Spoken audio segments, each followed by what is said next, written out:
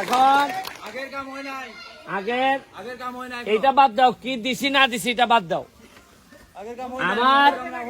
আমার ভালো লাগতেছে কি দিছি এইটার জন্য না, ভালো লাগতেছে 4 মাসের মধ্যে তোমাদের চেহারার সামনে আইসা দাঁড়াইছি তো 4 বার, 3-4 বার তো দেখছো এমপি রে। এইটাই আমার বড় সফলতা যে আমার ভোটারের সাথে আমার চোখে চোখে সম্পর্ক হইতাছে। আগের এমপি তো বা আগের নেতাদেরকে বেশিরভাগ দেখাই যায় নাই। এখন আমি গত সপ্তাহে গাছের জন্য আইছিলাম না, তখন আমার শিবানী মনে হয় কইছিল যে এই বৃষ্টিতে কষ্ট হয় রেইনকোট দেওয়ার জন্য, জননী। তখন আমি কইছিলাম যে আমি দিমুগো দিদি। এইবার আমি ঢাকা গেছি, ভালো টাকা আমার ইনকাম হয়েছে হাইকোর্টে, টাকা খরচা কইরা নিজের টাকা খরচ কইরা কিনছি, সরকারি ভাবেও বরাদ্দ করার চেষ্টা করতেছি, আশা করি আগামী মাসে পেয়ে যাবো।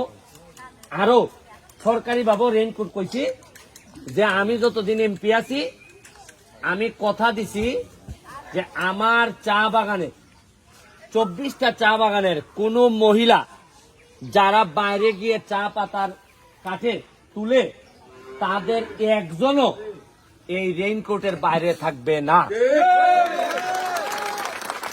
আমার এলাকার চা বাগানের আগামী 5 বছর পরে আমি এমপি থেকে চলে যাওয়ার সময় আমি দেখে যাইতে চাই আমার চা বাগানের প্রতিটা মহিলা শ্রমিক তাদের চেহারা দেখলেই বোঝা যাবে যে না কিছু যত্ন আত্মীয় হয়েছে এদের উপর। শোনো, যত্ন হয় কিনা গাছের অবস্থা দেখলে বোঝা যায় না, মানুষের চেহারা দেখলে বোঝা যায় যে যত্ন হইতেছে কিনা।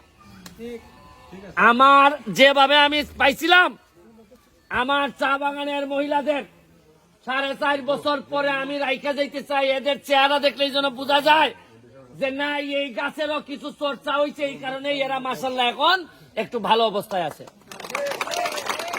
তোমরা বলছিলে রেইনকোটের জন্য, আমি অলরেডি 1000 রেইনকোট নিয়ে আইছি। বৃষ্টির সময় আমার এই ভিডিও পাঠাইছে, পরশুদিন দেখলাম এই চা পাতা এখান থেকে দিতেছে আর জোরই বৃষ্টি হইতেছে, কেউ কেউ দেখলাম পলিথিন লাগাই হাঁটতেছে। পলিথিনে কি আর বৃষ্টি মানে? বৃষ্টিতে কি পলিথিন মানে? কিছুই তো মানে না। কিন্তু আমার কত হইলো, মাত্র 6 লাখ টাকা খরচ করছি, 1000 আনছি। কত আনছি? 1000 আনছি। একটু পরে যাই মোট দেওন্দি বাগানে দিতে। 50 বছরে কি কারো এই কথা মনে হইল না যে এই বোনটা আমার, এই মাটা আমার এইরকম বৃষ্টিতে কাজ করে, এদেরকে একটা রেইনকোট দেই?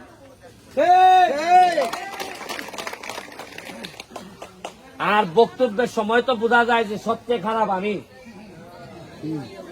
সবচেয়ে খারাপ।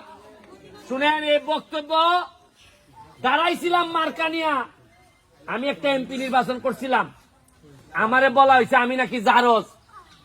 এদেরকে বলতে চাই দেখা যাও জারজে কি করে আর তোমরা কি করছো বাকি। বলছো আমার জন্মের মধ্যে অভিশাপ আছে,